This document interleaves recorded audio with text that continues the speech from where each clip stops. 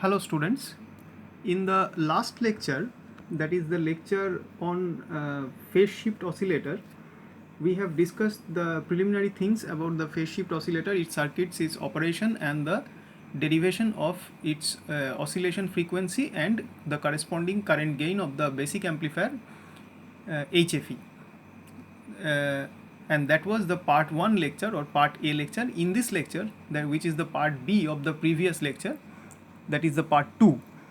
In this lecture, we will be analyzing little bit more on the current gain HFE and the oscillation frequency, which was found to be this expression, and the current gain HFE for the basic operator, basic amplifier that is being used for the circuit making of phase shift oscillator.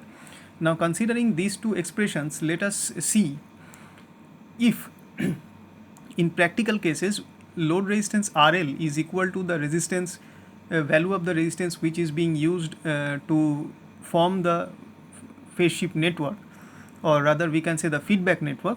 If the feedback resistance value is equal to the load resistance value, and if we put these two values in the two expressions for HFE and frequency of oscillation, once again reiterating this frequency of oscillation expression, we should be having f equal to, this is given by 1 by 2 pi c root over 4r RL plus 6r square. This was our expression. Now, if we put RL equal to R in this expression, f should be given by 1 by 2 pi c root over, just replace RL with R, so this is 4r square plus 6r square, that is equal to 1 by 2 pi c r root over 10. So this is the final expression considering RL equal to R. So this is the frequency of oscillation for phase shift oscillator when in practice RL is equal to R.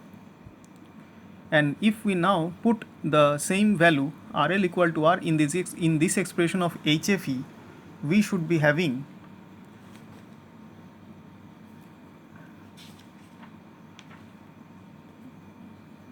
HFE is equal to 23 plus 29 R by R plus 4 R by R, just putting instead of RL equal to R in these two expressions. So this will be giving us 23 plus 29 plus 4, this is 40, 49, 53 and 55. So this is something 56, that is 50 is equal to 56. So therefore HFE is equal to 56. Okay, so we see that for phase shift oscillators, if we consider RL equal to R, HFE of the transistor that is being used for as the basic amplifier in the making of the circuit for phase shift oscillator, that should be having the value of 56 for sustained oscillation. So this should be the value for sustained oscillations.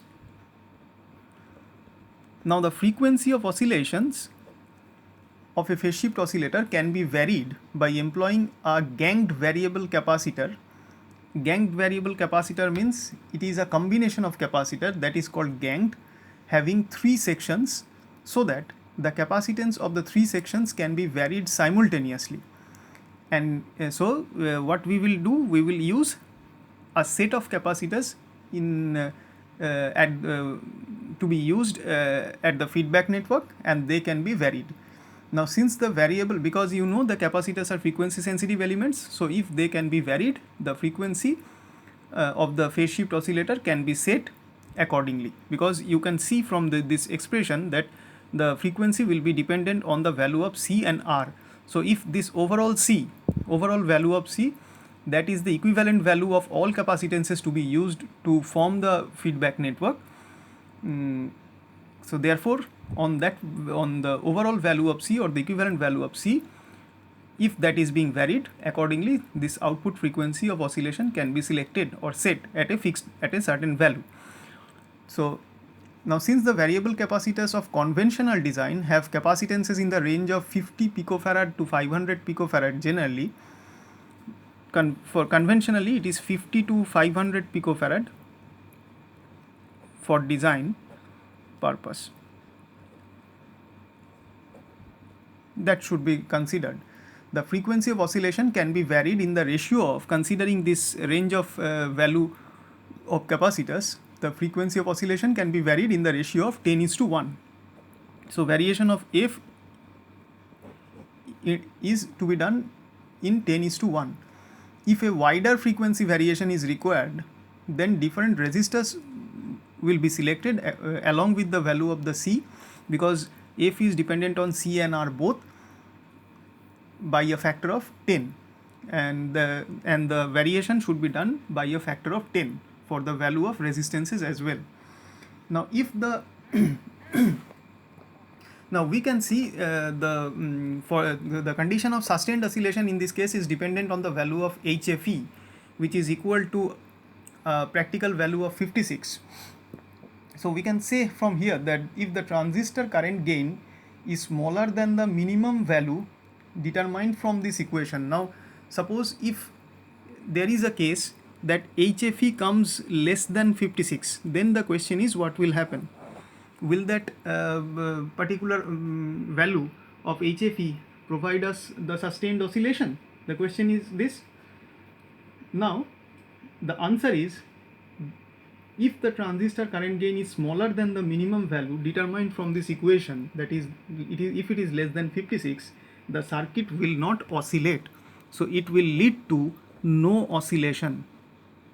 So the minimum value of HFE for sustained oscillation should be definitely this value of 56. It is required.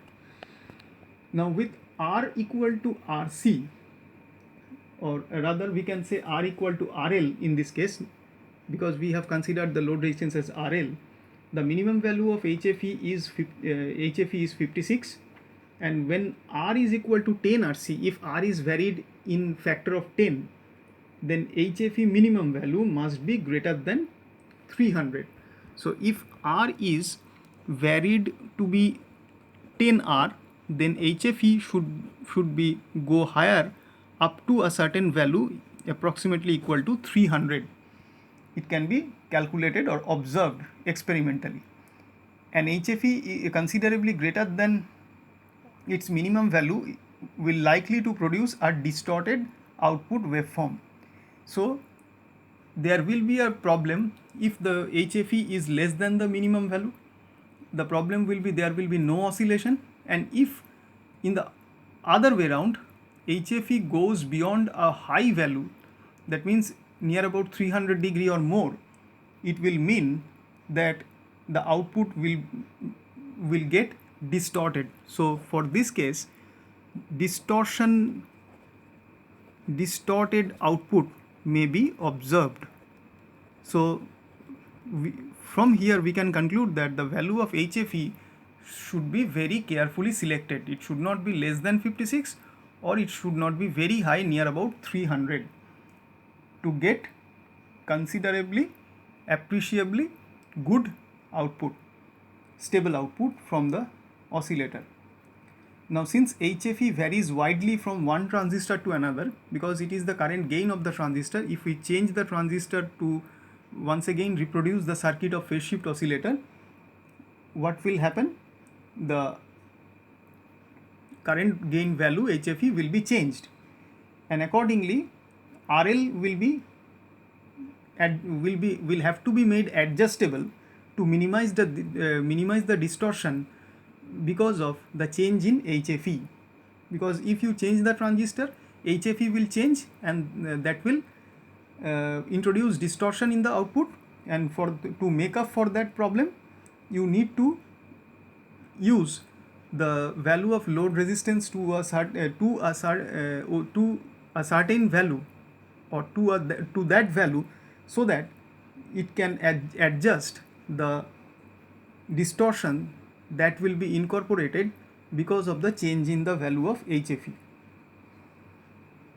Now, in the circuit we have studied for phase shift oscillator, the amplifier input resistance constitutes a part of the last resistor in the phase shift network or the feedback network. You have seen, because we had written R dash is equal to R minus HIE. So this was an important consideration, whereas the value of the last resistor of the RC network, which is used for feedback network, is having the value R prime.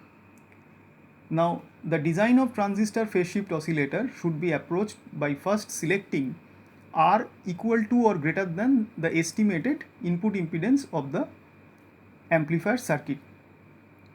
It is generally selected so far.